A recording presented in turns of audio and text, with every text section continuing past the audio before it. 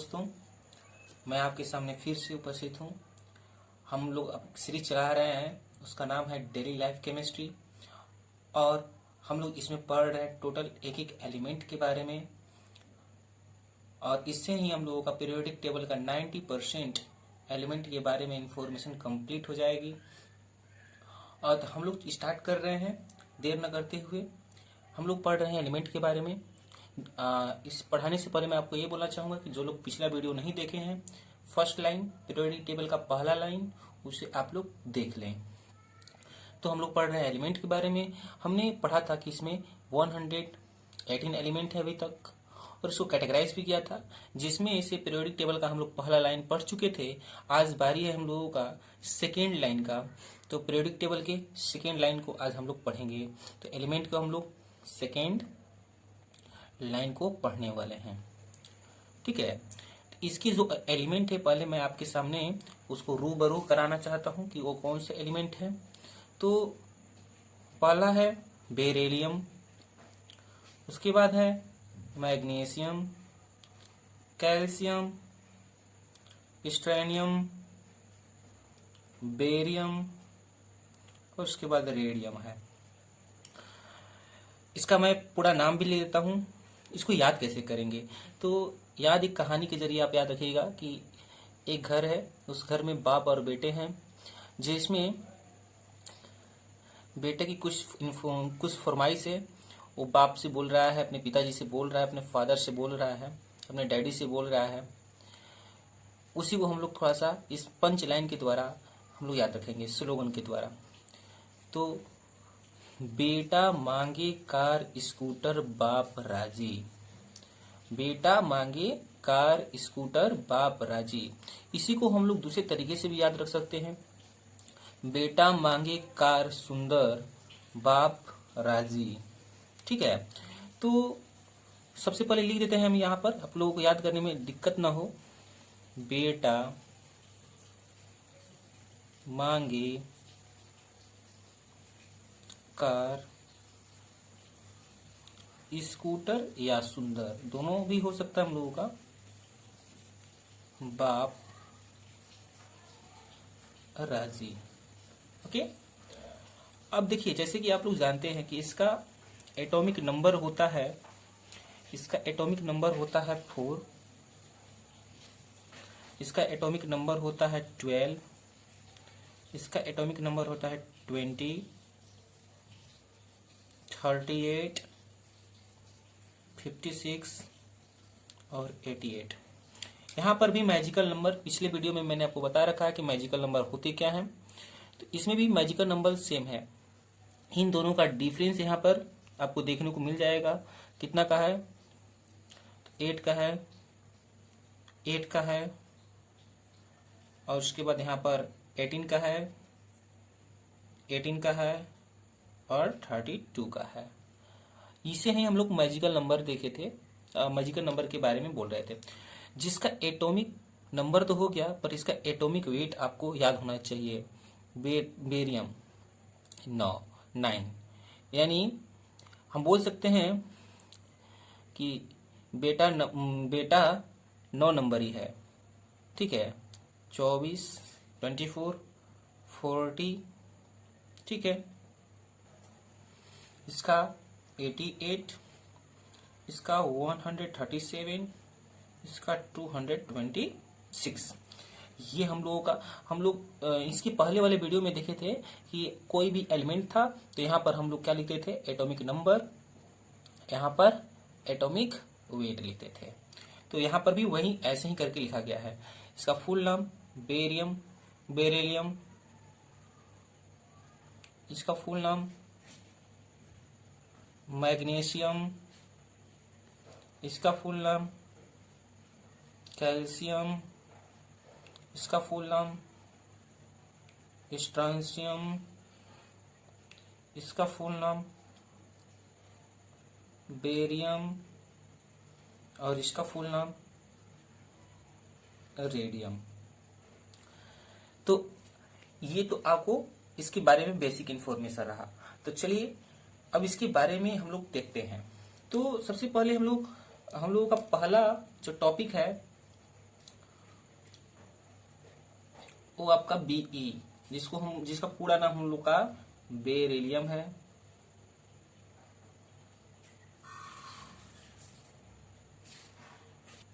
तो इसके प्रॉपर्टीज के बारे में हम लोग देखते हैं।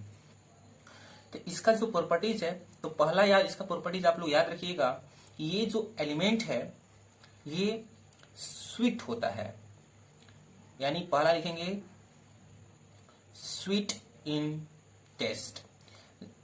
जब इसे हम लोग टेस्ट करते हैं ना तो हम लोग का कैसा होता है, स्वीट होता है। बेरिलियम क्लोराइड का नाम जानते होंगे। इसका जो दूसरा प्रॉपर्टीज है, तो ये होता कहाँ है, तो हम लोगों का जो स्टोन होता है, जो कलरफुल स्टोन होते हैं ना हमारे अंगूठियों में, जैसे कि पुखराज हो गया, लीनम हो गया, पन्ना हो गया, टाइगर हो गया, ये सब अंगूठियां हैं, वो कलर स्टोन है, उसके ऊपर स्टोन नहीं लगा होता है अंगूठी में, तो वहां पर ये पाया जाता है। ठीक है, तो हम यहाँ पर लिख सकते हैं कलर्ड स्टोन। ठीक है, कलर्ड स्टोन में ये पाया जाता है। तो अब हम लोग अगला देखते हैं। तो हम लोगों को बेरिलियम के बारे में हो गया। अगला हम लोगों का है मैग्नीशियम। तो हम लोग मैग्नीशियम के बारे में देखते हैं। तो मैग्नीशियम के बारे में सिर्फ इतना याद रखिएगा कि ये हम लोगों का पत्ती है। ठीक है, और पत्ती में क्या पाया जाता है, तो पत्ती में आप लोग जानते हैं कि क्लोरोफिल पाया जाता है, क्लोरोफिल। ठीक है, क्लोरोफिल में हम लोगों का मैग्नीशियम पाया जाता है। हरी हरी पत्तियों में क्या पाया जाता है, तो मैग्नीशियम पाया जाता है। ठीक है, तो फिल का मतलब होता है, क्लोरो का मतलब होता है, क्लोरोफिल का हिंदी होता है पर्णहरित।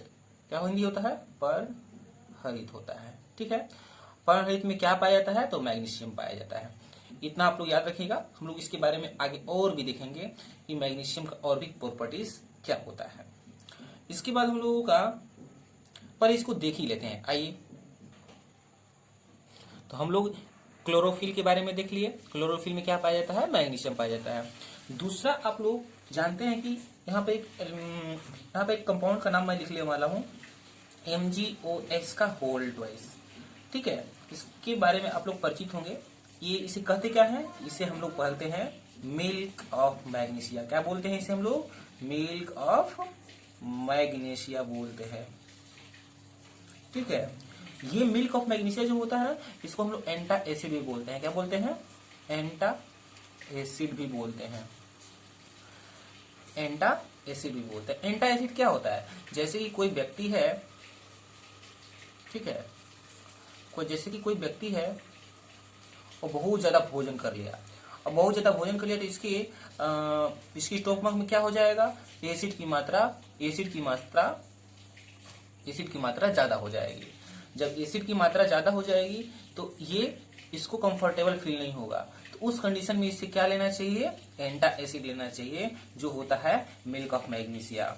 ठीक है, एंटा एसिड के रूप में सिर्फ यही यूज नहीं होता है, एंटा एसिड के रूप में हम लोग एक और कंपाउंड का यूज करते हैं, जिसे हम लोग बोलते हैं NaHCO3।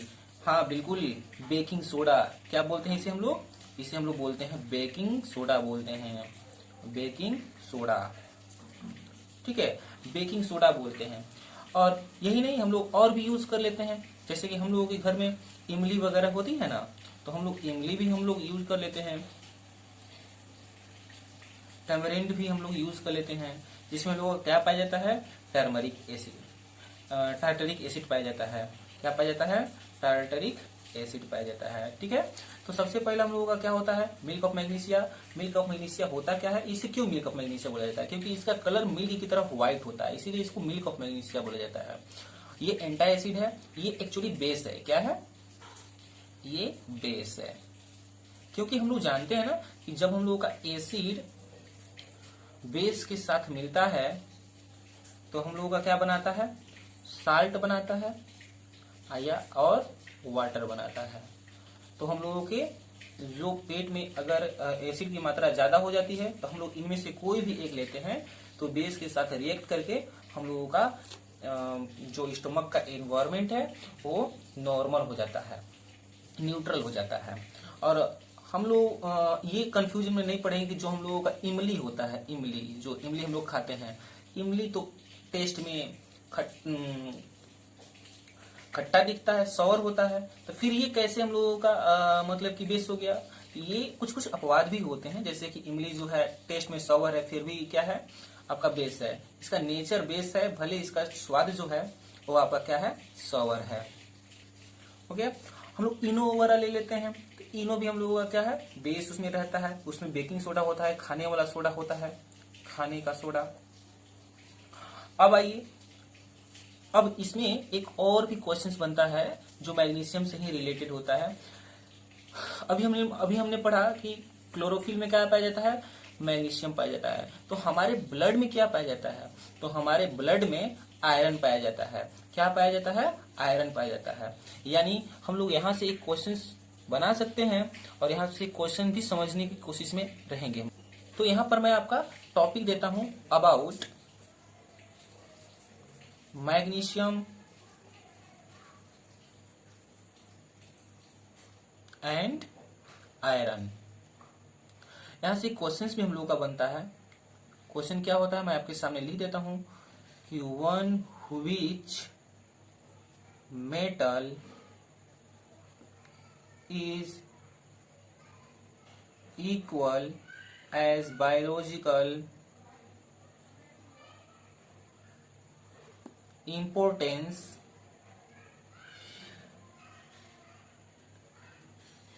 Of magnesium. यानी कह रहा है कि बायोलॉजिकल इंपोर्टेंस के जरिए अगर देखा जाए तो मैग्नीशियम के इक्विवेलेंट ऐसा कौन सा तत्व है, तो उसका आंसर आ जाएगा आयरन, जिसका संकेत होता है हम लोगों का Fe। ठीक है, जिसकी परमाणु संख्या होती है हम लोगों का 26 और एटॉमिक नंबर होता है हम लोगों का कितना होता है 55.85 होता है। ये हम लोग का एटॉमिक वेट हो जाता है। ठीक है, तो ये हम लोग का क्वेश्चंस थोड़ा सा ध्यान में रखना होगा कि ये आता है, बार बार आता है। ठीक है, तो ये हम लोगों का मैग्नीशियम कहाँ पाया जाता है, तो हम लोगों का ये पाया जाता था क्लोरोफिल में, क्लोरोफिल में पाया जाता था। और आयरन कहाँ पाया जाएगा, तो आयरन आपका ब्लड के हेमोग्लोबिन में कहाँ पाया जाएगा, हेमोग्लोबिन में पाया जाएगा। तो इतना सबसे पहले कितना क्वेश्चन देखे कि मैग्नीशियम कहाँ पाया जाता है, हरी हरी पत्तियों में मैग्नीशियम होता है। दूसरा हमने देखा कि MgOH2 जिसको हम लोग मिल्क ऑफ मैग्नीशिया बोलते हैं, जो कि बेस होता है, और इसे हम लोग एंटा एसिड भी बोलते हैं। एंटा एसिड सिर्फ यही नहीं है, जितने भी बेस होते हैं जो हम लोग खाते हैं, जैसे कि हम लोगों का बेकिंग सोडा हो गया, ओके बाद टर्मेंट हो गया, जैसे कि इमली जिसमें टार्टरिक एसिड पाया जाता है, ये सब हम लोग का एंटा एसिड का काम करता है। और इस वाले इक्वेशंस को हम लोग न्यूट्रलाइजेशन इक्वेशन बोलते हैं, उदासीनीकरण। ठीक है, और यहाँ पे एक और क्वेश्चन बनता है कि अबाउट मैग्नीशियम और आयरन और मैग्नीशियम के बारे में क्वेश्चन बनता है कि ऐसा कौन सा मेटल है, ऐसा कौन सा एलिमेंट है जो कि मैग्नीशियम के इक्विवेलेंट है बायोलॉजिकल रूप में। कितने रूप में, बायोलॉजिकल रूप में हो गया। और ये कहाँ पाया जाता है, तो ये आप जानते हैं कि प्लांट में पाया जाता है। और ये कहाँ पाया जाता है, तो एनिमल में पाया जाता है।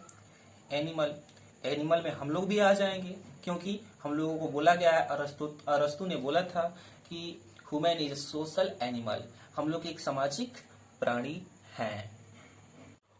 ओके, तो हम लोगों का स्टार्ट हो रहा है कैल्शियम। तो जो कैल्शियम एलिमेंट है इसके बारे में हम लोग देखेंगे, जिसका सिंबल C है, जिसको हम लोग, इसका फुल नेम मैं लिख दे रहा हूं कैल्शियम, जिसका एटॉमिक नंबर कितना है 20 है, जिसको हम लोग Z से सूचित करते हैं, और जिसका एटॉमिक वेट जिसको हम लोग A से सूचित करते हैं हम लोग, वो क्या है आपका 40 है, परमाणु भार और परमाणु संख्या। अब आइए हम लोग कैल्शियम के बारे में देखते हैं। तो हम लोग देखेंगे अबाउट कैल्शियम।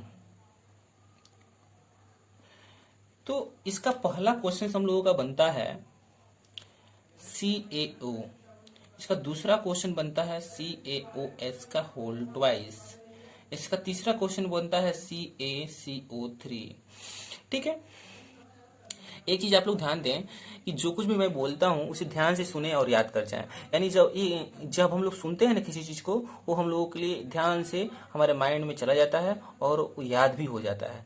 इसीलिए मैं आपसे बोलूंगा कि listen carefully, listen and remember.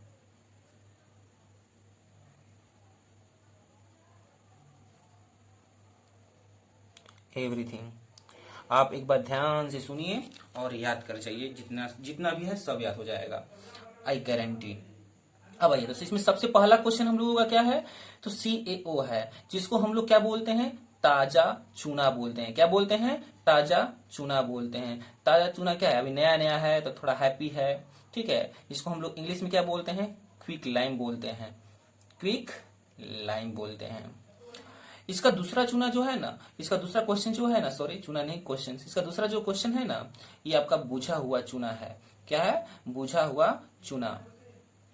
ये बुझा हुआ चूना है, इसको हम लोग स्लैग्ड लाइम बोलते हैं। क्या बोलते हैं, इसको हम लोग स्लैग्ड लाइम बोलते हैं। लाइम मीन्स होता ही है चूना। ये थोड़ा सा बुझ गया है तो थोड़ा सा नाराज हो गया है, ठीक है।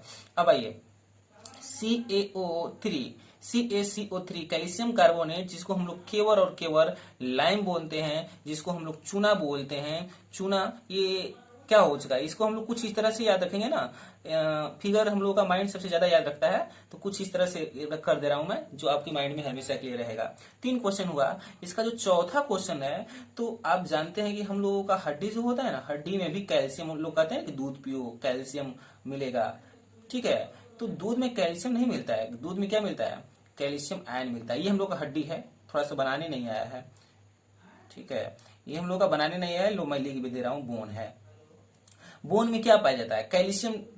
कैल्शियम फ्री स्टेट में नहीं पाया जाता है, कैल्शियम फॉस्फेट पाया जाता है। क्या पाया जाता है, CA3PO4 का होल ट्वाइस, जिसे बोलते हैं कैल्शियम फॉस्फेट पाया जाता है, ठीक है। इसे कैसे याद रखेंगे, जरा हम लोग याद रखने का तरीका देखते हैं। तो सबसे पहले क्या होता है, CaO होता है, उसके बाद बनता क्या है, CaOH का होल ट्वाइस। उसके बाद क्या बनता है हम लोगों का, CaCO3 बनता है। तो इसे याद रखने का सबसे आसान तरीका, जब हम लोगों का, इसे हम लोग किस नाम से जानते थे, क्विक लाइम के नाम से जानते थे। इसे हम लोग स्लैग्ड लाइम के नाम से जानते थे। और ये हम लोगों का क्या है, ये हम लोगों का चूना है, ठीक है। मिल्की लाइम है, ठीक है। ये इसका कलर जो होता है ना, मिल्क की तरह होता है, इसको हम बोल सकते हैं कि नहीं, मिल्की, ठीक है। ये चूना है, ये लाइम है, ठीक है।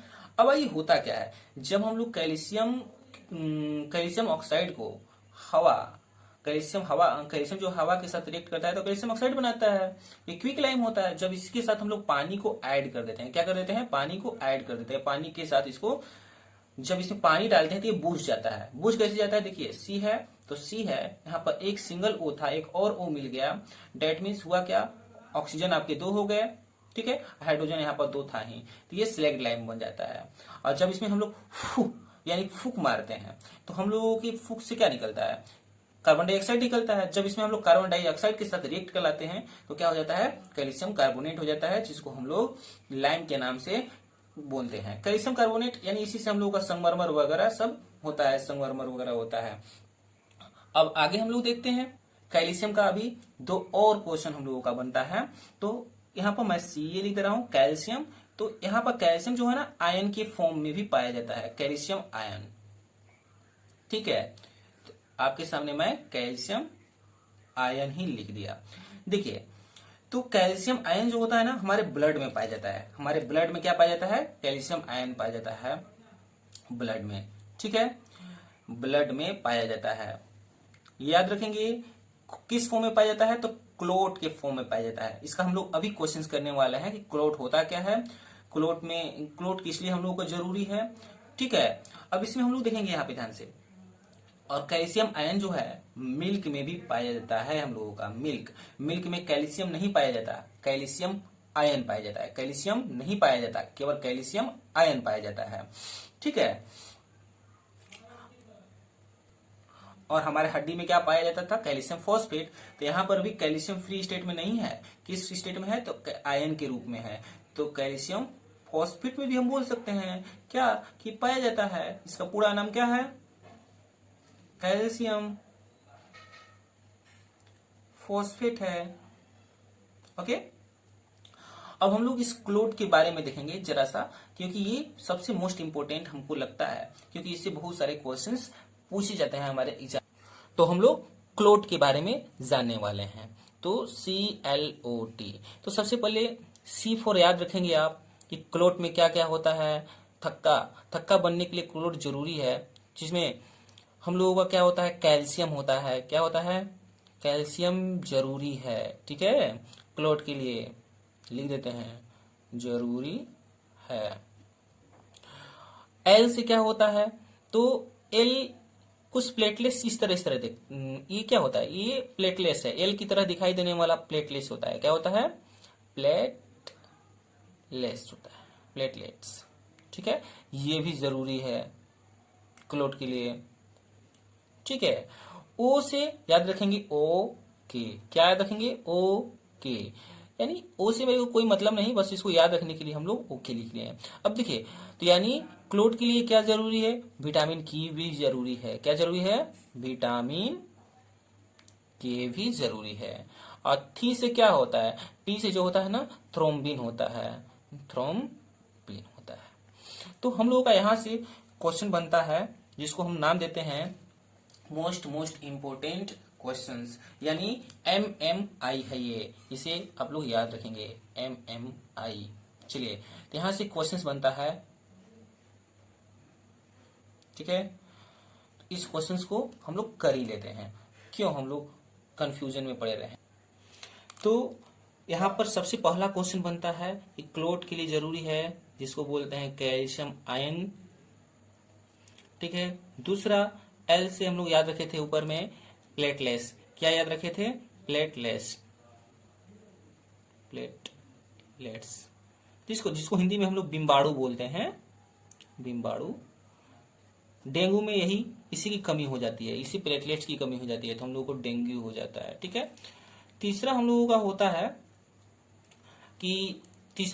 है ओके। हम लोग सीखे थे ना अभी वो ऊपर में, ओके, यानी के फॉर विटामिन के।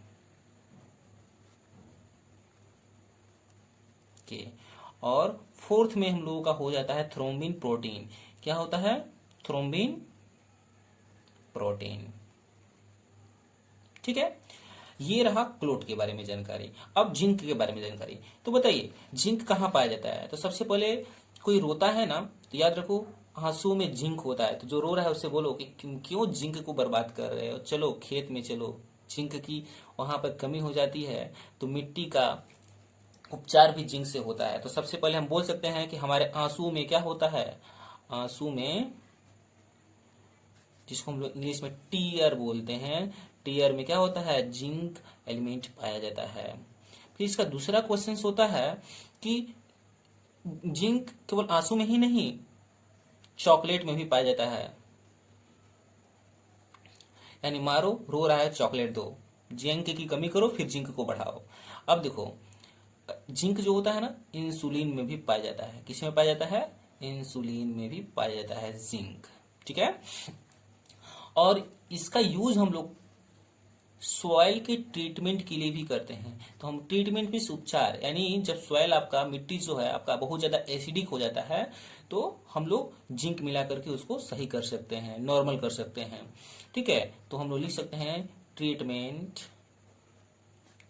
Of acidic soil, acidic soil, यानी जो हम लोगों की अम्लीय मिट्टी होती है उसके उपचार में भी इसका यूज होता है। अब मिल्क के बारे में क्या है, तो मिल्क में भी कैल्शियम आयन पाया जाता है। क्या पाया जाता है, कैल्शियम आयन पाया जाता है। दूसरा क्वेश्चन इसका है कि शुगर, एक शुगर का नाम सुने होंगे, शुगर वो चीनी, ये भी चीनी ही है।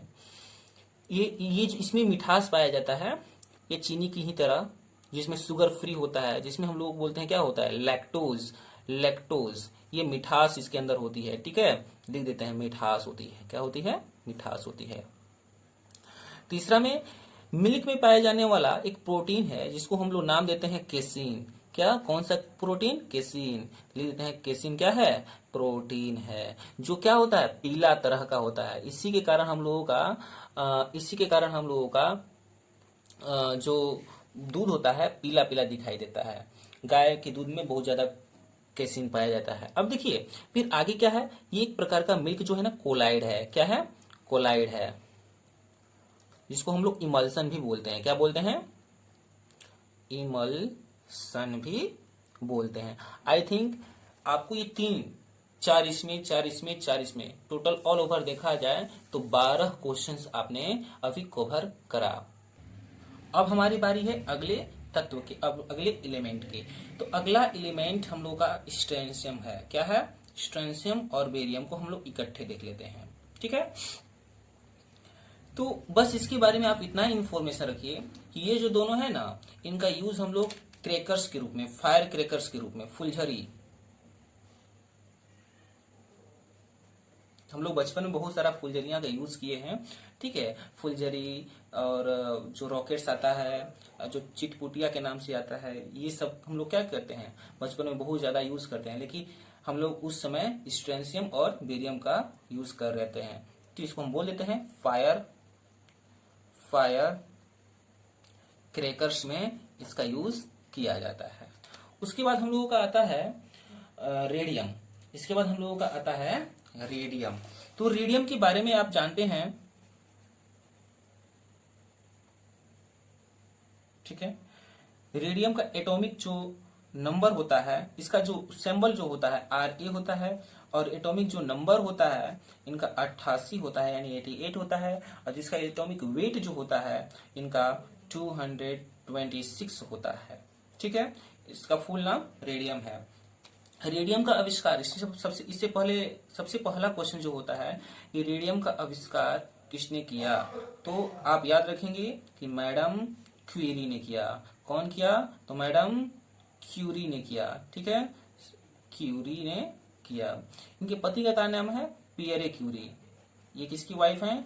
तो पियरे क्यूरी की वाइफ है। ठीक है,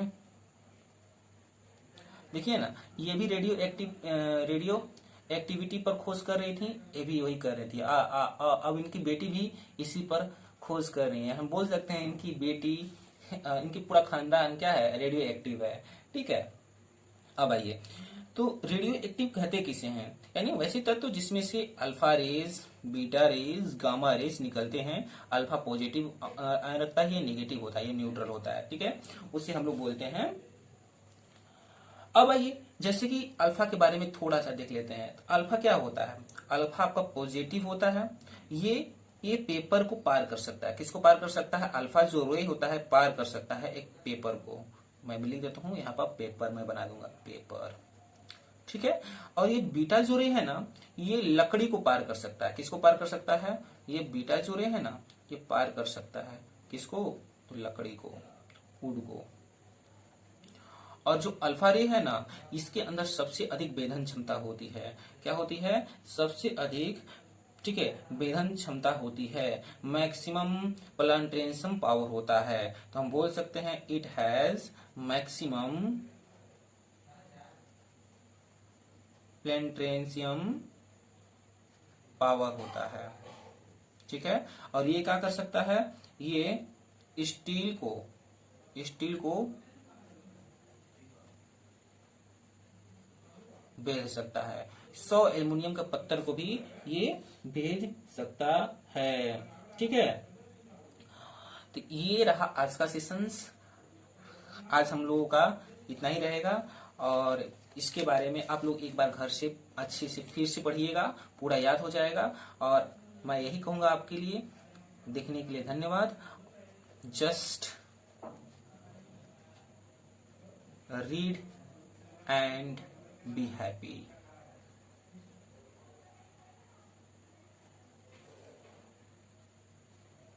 थैंक यू, बाय बाय। मिलते हैं फिर अगले सेशन में हम लोग।